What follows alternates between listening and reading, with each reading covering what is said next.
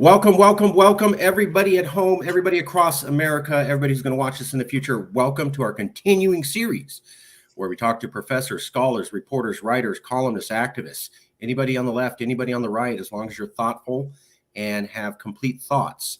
We want to get a variety of perspectives directly to you, the public, so that you could do this thing that used to be popular when I was in high school called thinking for yourself. Maybe we'll have it come back. Maybe we won't. With us today, it is our privilege to have Dr. Sekou Franklin. He is in the Department of Political Science at Middle Tennessee State University. Very pleased to have him today. Thank you. Dr. Sekou Franklin is a professor in the field Department of Political Science at Middle Tennessee State University. He is the author of After the Rebellion, Black Youth Social Movement Activism and Post-Civil Rights Generation, and edited The State of Blacks in Middle Tennessee. He also has a forthcoming book co-authored with Ray Block called Losing Power, African Americans and Racial Polarization in Tennessee Politics. He is currently the president of the National Conference of Black Political Scientists. He resides in North Nashville. Currently, he's an instructor for the James Lawson Institute, which provides training in nonviolent resistance to activists, journalists, and organizers in North America. In November 2016, he co-coordinated the Tennessee Election Protection Hotline in collaboration with the Lawyers Committee for Civil Rights Under Law and has worked on voting rights cases. He received training in voting rights at the Southern Coalition for Social Justice Census and Redistricting Institute and the Geodata Boot Camp hosted by Tufts University's Voting Rights Data Institute. He also served on the Tennessee Advisory Committee for the U.S. Commission on Civil Rights from 2016 to 2020. And he also serves on Coordinating Committee of Democracy, Nashville Democratic Communities.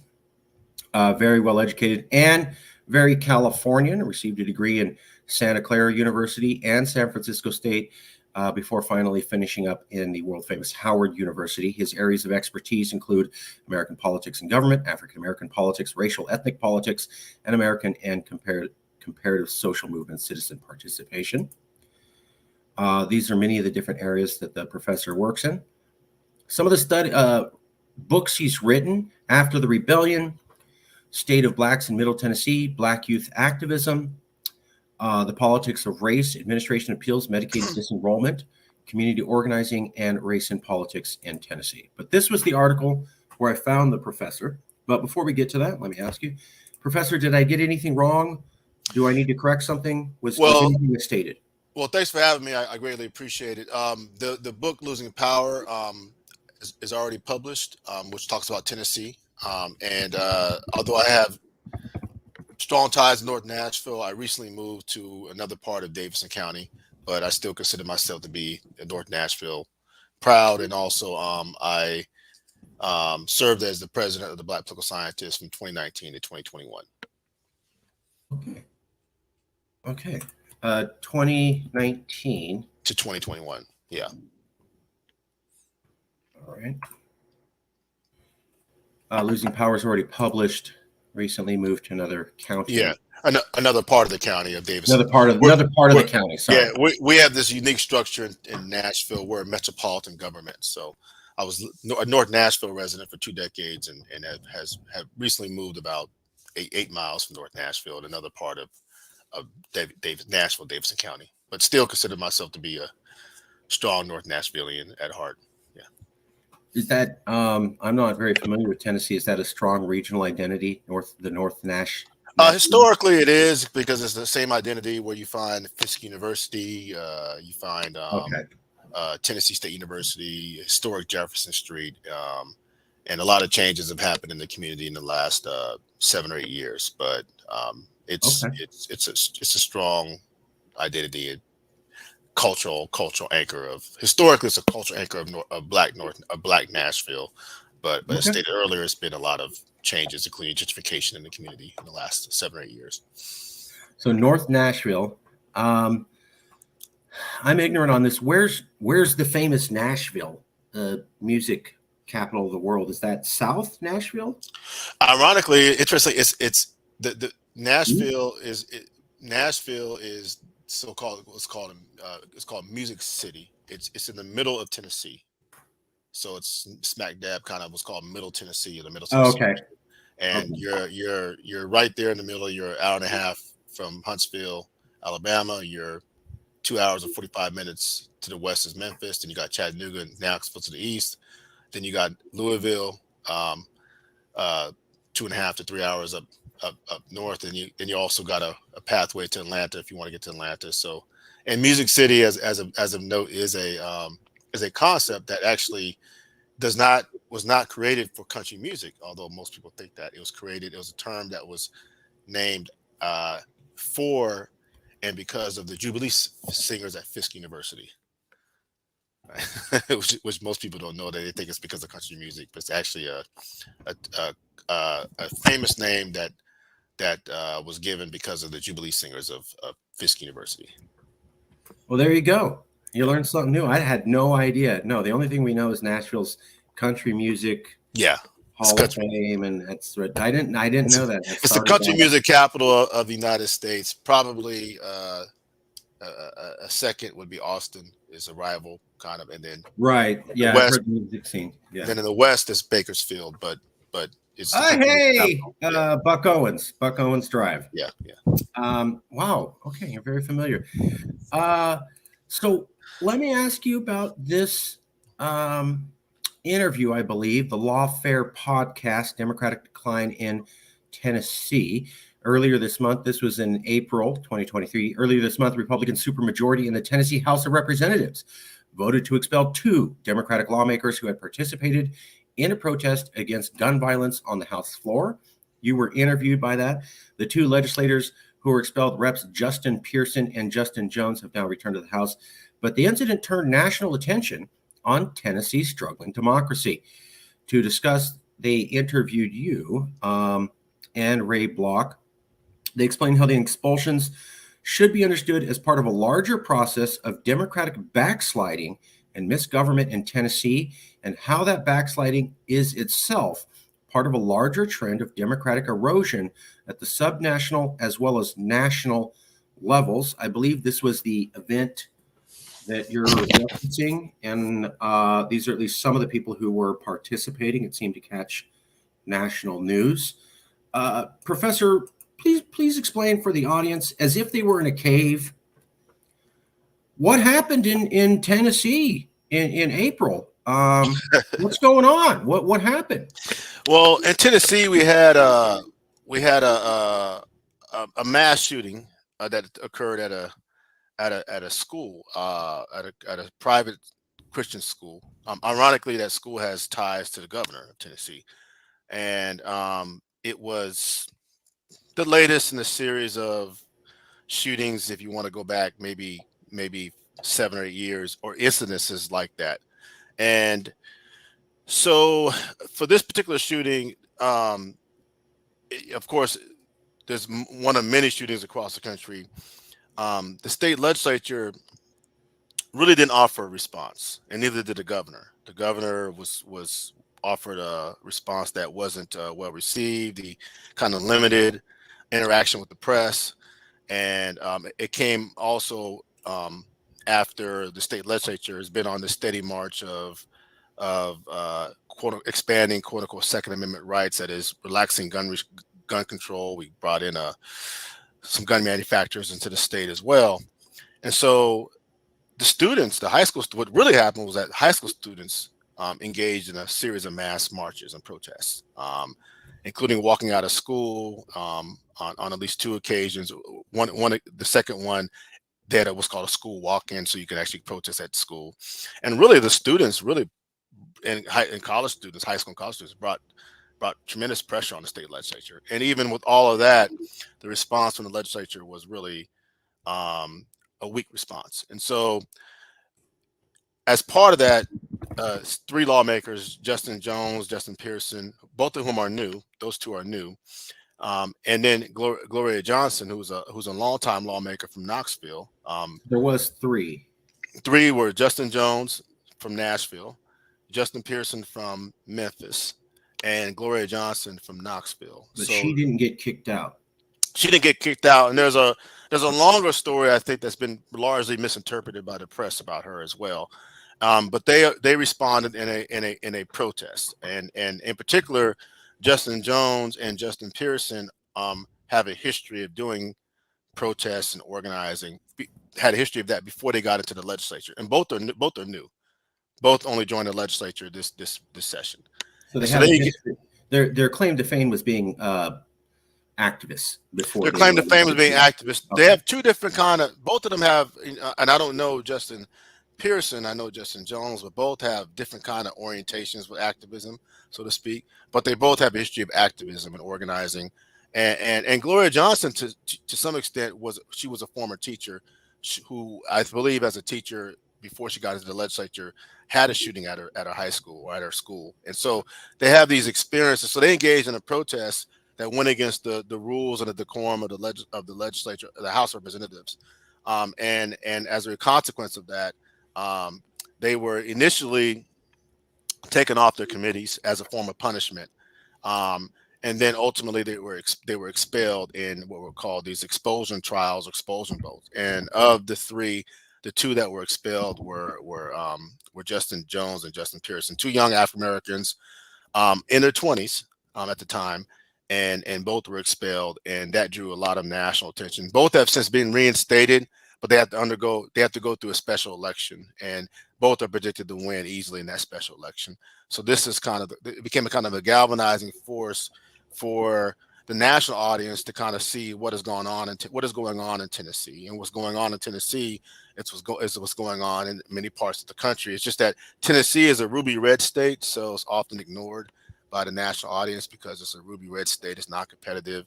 It's a relatively historically been a relatively poor state, but we've seen a lot of economic growth in the last decade and a lot of population growth. So Nashville has become one of the high growth cities of the country. Williamson County, which is right next to Nashville, a lot of folks are moving into Tennessee. So part of all these things are converging at once, and this is partly the reason why we see this focus on Tennessee. So it used to be good old backwater Tennessee, but then cities started growing, started getting a lot of money, a lot of new people, maybe census districts changing. Now paying attention. Yeah, well, ironically, the interesting part about Tennessee is that Tennessee used to be for the South, for the below the Mason-Dixon line, the South, it was perceived to be as in terms of segregation, not as, so if I can use the word, viciously segregationist as Alabama, Mississippi, and South Carolina. Some refer to it as a more moderate form, which can be interpreted in different ways. The point of that fact is that historically, what that produced in Tennessee was what a Washington Post reporter referred to as a kind of a bipartisan consensus. So historically in Tennessee, we had, since the era of Jim Crow came to an end, since the post-civil rights era, the 1970s on up to roughly 2002, was in many respects a kind of a bipartisan consensus, and the more kind of visceral extremism that we see today, it was less visceral when I first got here, because of this kind of delicate balance between both parties and so forth. So, but again, it was historically a state that we had, four central cities: Knoxville, Nashville, Chattanooga, and Memphis, and the surrounding areas. And in between all of that were rural counties. But then we've seen a surge of population growth in the last probably 6-7 years, if not more. And that means that we've seen the threat of counties, particularly in Middle Tennessee area. The growth has happened in this area of Nashville and surrounding Nashville. Many of these counties that were lily white at one time are still lily white, but less so. And when I say population growth, it's not just whites, for example, people from the north, but also we see a growth of non-black, non-white new Americans, you might argue, Latinos. We've seen Somali, we got Sudanese, we got Kurdish, we got a whole range of folks. So we're seeing, particularly in Middle Tennessee, particularly in Nashville, we see kind of a more of a multiracial mosaic emerging of folks in Tennessee. And so that's kind of where we are. And it's not quite there yet, but thinking ahead 10 years, 20 years from now, we're trending in that in the direction of which we might see in other parts of the country. Nice to hear. Nice to hear. I want to come back to something you had said that it's correct me if I'm wrong, but it sounded like you had said you noticed a change in the atmosphere over the last 5 to 7 years. Yes, definitely. What we've seen in the last 5 to 7 years What do you was, mean? What's going on? well, I think like if you were to talk to, and a lot of this is anecdotal, but if you were to talk to, and I would say 10 years, I would say 10 years. We've seen a very hyper extremism, kind of an uncompromising extremism, particularly at the state legislature level and also at the executive branch level, in which we've seen lawmakers who are very bold in their form of extremist politics. We see a lot of that, not to be overtly partisan, but a lot of that is coming from the Republican Party. And I'm only making that point because anecdotally, within the Republican Party, a decade or so ago, there was some concern about the extremism within the Republican Party by other Republicans. So we've seen a form of extremism on a whole range of issues, on issues of immigration, on issues of LGBTQ plus issues, on employment issues, on like many states where cities are under tremendous attack through through preemption by state legislature, state lawmakers, and then we've seen we've seen a lot of this occurring in Tennessee, to the point to which Tennessee historically has had. Let's just take for example the Republican Party. Tennessee has had an old guard Republican Party of Lamar Alexander, Bill Frist, Beth Harwell. Some of these folks were national figures. Bill Frist, for example, I believe made his way to the Senate Majority leadership. Those folks could not get elected today in Tennessee, or they would have a hard time getting elected. They're too liberal. They're too moderate, or they're too much. They're too moderate. Yeah, if they got elected, they would be they would have to make some significant concessions through the base. I hear you. I had the conversation where Ronald Reagan could not get elected by the Republican Party today, as much as they hold him up as a hero. The guy would not win. I want to ask you though, 5 to 7 years ago, Donald Trump was elected in 2016. 7 years ago, roughly, would be about when he got elected. But 10 years ago means a couple of years before he got elected. Did you notice changes before Trump was elected, or did you not notice changes until he was elected? No, the changes occurred before he was elected. What? And yes. The extremists. Professor. I'm in California. Yeah. We have thoroughly been informed that all racism started with Donald Trump, and we lived in a perfect state of nature utopia before him, and he alone broke it. Reasonable assumption? Well, maybe in some parts of the state, but in Tennessee, what we're seeing in terms of extremism goes back, a decade or so. And my co-author and I, we did the research and kind of looked at some of this stuff. So it occurred in Tennessee. It probably dates back to probably the ingredients of it 2007, 2008, probably even before Obama got elected. We saw, and part of that is because, in terms of just a competitive party balance, the Democratic Party was, in a nutshell, dying in Tennessee around 2006, 2007. And Republicans had a surplus of voters, or a constant supply of voters that they could constantly grab onto and mobilize, particularly in many counties in Tennessee that were what we call lily white and primarily rural. And so there was a constant and ready source of supply of voters that they could constantly rely upon, along with the fact that the Democratic Party was decaying. And then around 2000, with the kind of Obama backlash, but also really around 2010 and 2011, you saw the emergence of the Tea Party. And so we had a Tea Party wing and wave that came to Tennessee. In fact, just anecdotally, and talking to some state lawmakers, primarily Democrats, they got word from some of their Republican colleagues that they were concerned about the Tea Party kind of wave that came to Tennessee, that it was going to cause potential tension within the Republican Party camp. But in Tennessee, then you find a supermajority by Republicans that's garnered in Tennessee politics, and a supermajority that's able to govern without any checks and balances is really on any probably in any party, is probably prone to a certain form of extremism. And then around 2014 in Tennessee, really I would call it the extremist wing began to make more serious moves. 2014, 2015, they changed budgetary kind of policies regarding, can you expand Tennessee Medicaid program as part of Obamacare? They got through some constitutional amendments.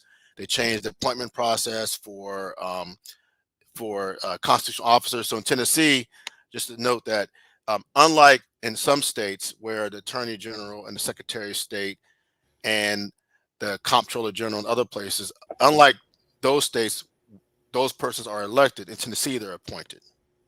So historically, they're appointed by the governor and then approved by the state legislature. The state legislature enhances powers in the appointment process. So now the main constitutional officers, along with the Attorney General, in many respects, are operating in a lockstep on a kind of symbiotic relationship with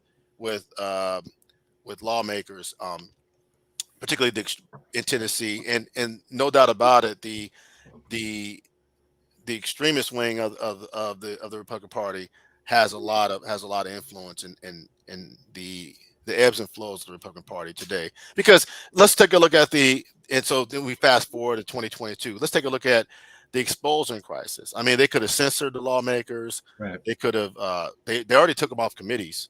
I mean, and the truth of the matter is that they could have put an internal moratorium on whether or not those lawmakers could get any legislation passed. I mean, literally, when they go back, they can stop any legislation that the Tennessee Three, and particularly Justin Jones and Justin Pearson, want to get passed. So they could have essentially reprimanded them in all kinds of ways. But what the extremism partly operates on is as a form of retribution politics and revenge politics, and that is that getting retribution, getting revenge is as critical or as important to, at least in Tennessee, the extremist faction of the Republican Party, as is reproductive issues, as is tax issues, as are immigration issues. That is just as important to get. That's part of their agenda. And that's what we've seen in Tennessee. But definitively, this started before Donald Trump took place. Some people believe it's linked to gerrymandering. We've had two consecutive waves of gerrymandering that have been pretty bad, but it's a more complicated story than Trump. Or gerrymandering. I think you're shared with. So there was this group, these guys. It's even worse than it looks. Norman Ornstein and Thomas Mann, and I was shocked, but they were writing books in 2016, 2010, talking about it's bad, folks. It's bad, and they really didn't get a lot of attention. I could only find a couple C-SPAN things, but they're going, boy, there's this group called the Tea Party, and they just seem to be okay with dog whistling for about racism and just obstructing the government and shutting everything down. And they're not worried about not getting anything done. It's about shut it all down and make sure the other guy doesn't get anything he wants. And that's what they're all about. They're completely chaotic. And there's a lot of dog whistling racism in there. And that some people had pointed out that Trump learned how to be the Trump we would see in 2016 from watching the success of the Tea Party in 2014 and 2015.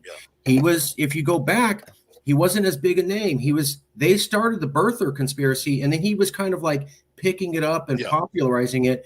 So you could kind of see how Trump is testing this market base. He's kind of seeing what's going to work out with the Tea Party. Everybody ignores that till 2016. We think the guy just pops up out of nowhere. But a lot of people looking back are going, no. Look at his interactions with the Tea Party going back years. They groomed him. Yeah. I think it's a good assessment right there. And that, did Trump propel it, or was Trump propelled by something else, by the Tea Party and this kind of other wing? Or was it part interactive or part of, or both? And I think it was interactive in both, but definitively, I think that Trump stepped into, Trump is, a lot of folks will, particularly on the left or the so-called left, may say he's stupid, he's this, he's that. He does have instincts, political instincts that you have to you have to at least give a nod to. He is shrewd, and part of his instincts was that there was this group of folks inside of the Republican Party that were more prone to that kind of thinking as well. And Norm Ornstein, I'm glad that you pointed it out, because he's also, I've been reading on Ornstein for quite some time, and I remember when the book came out, followed him quite a bit, and his analysis is also, from a standpoint of a bio standpoint, he also has, at least from the intellectual think tanks part of it, he also has ties to kind of a bipartisan group, a group of moderate Republicans. So his analysis is also one of him experiencing great pain, internally. He gets a lot. He gets a lot of credit. He's one of the few conservatives criticizing conservatives. So yes. They basically just call him a liberal now, even though he's not. But Ornstein is the kind of person, like I said, in Tennessee, that when I first got here in Tennessee, that would be probably someone who Bill Frist or Lamar Alexander or someone along those lines, those Tennessee, or even a Bob Corker, those Republicans from Tennessee, who would probably he could probably get an audience with them from the intellectual perspective. And now that's done. I've heard that. There's a lot of moderate Republicans who can't make it anymore. There's many examples of them being trashed.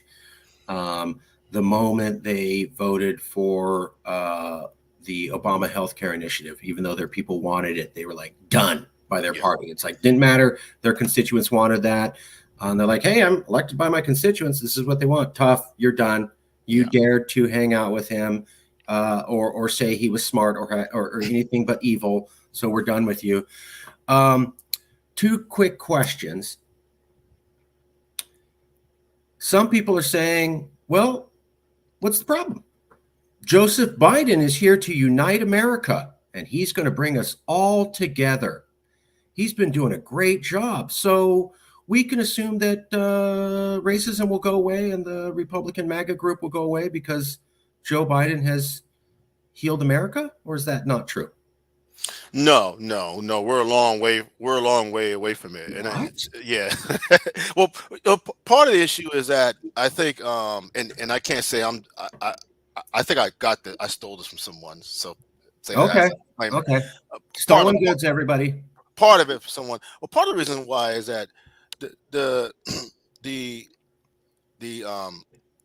group of Republicans who have racial animus or extremism, they almost don't have to win the presidency to still be effective. They can create a network of control. They can take control over a network of states or subnational government entities, and they can coordinate, which is what you see. You find Florida and Tennessee and Texas and now Virginia. You find that they're platforming the same kinds of laws and policies, right? And so they can coordinate those through their various networks at a subnational level, and they could have almost as much effectiveness as they would if they actually had control of the presidency. And now they're doing something, or they've been doing something, but they're getting better at it. They're punching up. They're punching up at federal laws, federal policies, Department of Education programs that may scream of diversity, and other things. And they're punching down at blue cities or multiracial cities or cities where you find there's diverse populations, regardless of whether or not they're controlled by Democrat or Republican. So they're punching down and preempting these various cities. And they're platforming this from Arizona all the way to Montana, all the way to so they're creating almost a subnational governing structure. And because what Trump did in particular was Trump was able to entrench. Joe Biden is reversing some of this, but Trump was able to entrench a lot of conservatives in the federal courts. So right, so then the next kind of ground zero kind of political fights now over these state courts. We saw a battle in Wisconsin that went, I think, towards Democrats, but in Tennessee, for example, we're about to almost become a totally, very conservative court, whereas historically we've been much more kind of bipartisan oriented. So, in many respects, Joe Biden could try to resolve the racial divide, could try to mitigate racial tensions and animus, and could win again. But as long as the Republicans are able, as long as the Republicans that are backed by an extremist wing Right. are able to uh, win at the subnational level and network these laws or platform these laws across a network that seems to be independent. It seems to be that Virginia is independent of Texas, but in reality, there's a connective tissue that's tying these various states together. Then I think Republicans are going to be okay, even if Joe Biden wins, and when that means that uh, I'll use the word people of goodwill. The phrase "people of goodwill." People who are concerned about racial animus, racism. That means that they have to, win in many of these places that historically they've ignored. Places like Tennessee, places like Alabama, places like Arkansas, those places. Sure, sure. Uh, so part of the issue is that Biden's been president for a couple of years, and it doesn't seem that we're any less polarized. When I talk to a lot of people, nobody's saying, "Oh, we're less polarized now." Now, maybe he's trying hard, but I'm not hearing from many people that they're going, "Wow, he pushed us way back to 2015. Everything's fixed." I don't see any of that from anyone. I do want to ask you about how does it get better? For example, some people saying, well, we're coming to a multiracial America. Some of the people in MAGA who don't like this, they don't like that, and they just have to get used to it. Okay, here's the problem I have with that. In the 1990s in California, we went through kind of a similar thing that America's going through now. In fact, our governor said so. We had Proposition 187. There was a lot of angry backlash to multiculturalism.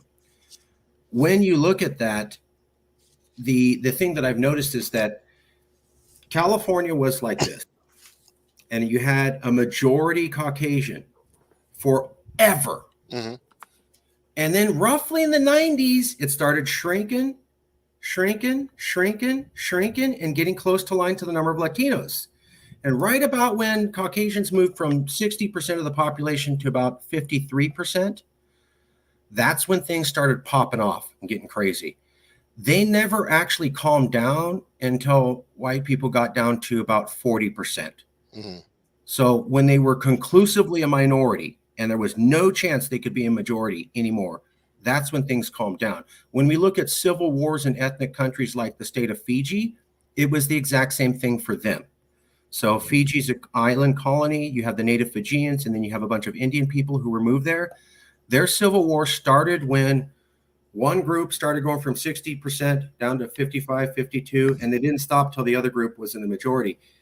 If we look at it that way, America's not going to have a majority minority voting base until the year 2045 or 2 decades from now. Wouldn't that be a little bit scary if the theory is true that populations will sometimes fight until it's clear that their demographic shift has already happened? Which means we're looking at another 2 decades of this. Yeah, I mean, I don't want to be the bearer of bad news, but polarization is going to stay with us for some time, and it may be decades. And part of that is because, well, there's real incentives for that. There's material benefits, material incentives. There's fights over basic bread and butter issues as well, but also, so you could polarize effectively today in an era where there's decentralized media as well, where if I travel to Johnson City, Tennessee, or to Waverly, Tennessee, the news mediums that many folks who may be attracted to, say, MAGA, the news mediums that they're listening to are fundamentally different than folks in other parts of the state. So if you have a decentralized media that's able to, and communication infrastructures that's able to shape how people feel, those mediums are also exacerbating, kind of polarization, so to speak. How do you resolve it? I don't really have a good idea how to resolve it, other than it maybe sounds overly idealistic, Please. other than to build dialogues. Because I also come out of a movement of, my other background is nonviolent kind of research, and been kind of looking through Israeli-Palestinian efforts of nonviolence. So a lot of it may be community dialogues. A lot of it may be, even though there may be someone who may be uh, mostly opposed to my beliefs, trying to figure out, is there something underneath their grievances, Right. that perhaps I can address, or someone can address. I think if you're Democrats, particularly national leadership, you have to make it your business to get into these red spots, these red states, these red counties, that many Democrats don't go to, and make the case as to not why they should be a Democrat, but why they should be open to another viewpoint, that's opposite from theirs, or that's different from theirs. So I think a lot of that has to go, and it has to take place, and it's going to take a lot of work to do it, because again, you're dealing with, versus say the 1990s in California. In 2023, you're dealing with a communication infrastructure that's almost completely decentralized, and where people can get their information from just alternative news sources, that are often in the business of polarizing the general public. So I think a lot of that is going to happen, in between now and 2045. We are winding down. I have another interview I have to do, but I do want to ask you, I want to thank you for your time, and I want to thank you for covering this. I do want to ask you my favorite question that I always ask everybody. You're not you. You're not me. You're somebody who's watching this video a week from now. And they've listened and they learned a lot from you. They're struggling to remember it all. But they go, there was this one thing the professor said, and I can't get it out of my head when looking at racial issues and polarization. What is the one thing you want an average person you've never met, will never meet, to not be able to get out of their head when thinking about political polarization and the future of racism in America 5 days from now? Well, I think that change starts with them, that they can be active agents in shifting the balance of power and making change in the United States. They have the power to do that, in their own communities, in their own neighborhoods, in their own cities, that they have the power to do that. It's within them. They have what we in the nonviolent world suggest. They have the creative ability to experiment with new strategies, new approaches that can make society a better place. They just have to find it and have faith in themselves, and that's what I would say. Thank you, Professor. We're going to leave it there. I will email you a copy, and I really appreciate you coming out. If you have any recommendations of other people who might be willing to just be part of an honest conversation, you don't have to say them, but I will ask you an email. If you have anybody who's willing to be part of an honest conversation, just straightforward dialogue, we don't care what their perspective is, just that we can have a polite conversation. If you have anybody in mind, we'd love to hear from you on that. Oh, thank you. I so much appreciate it. Okay. I will email you soon, Professor, and I want to say thank you for coming out. Oh, thank you. Bye-bye.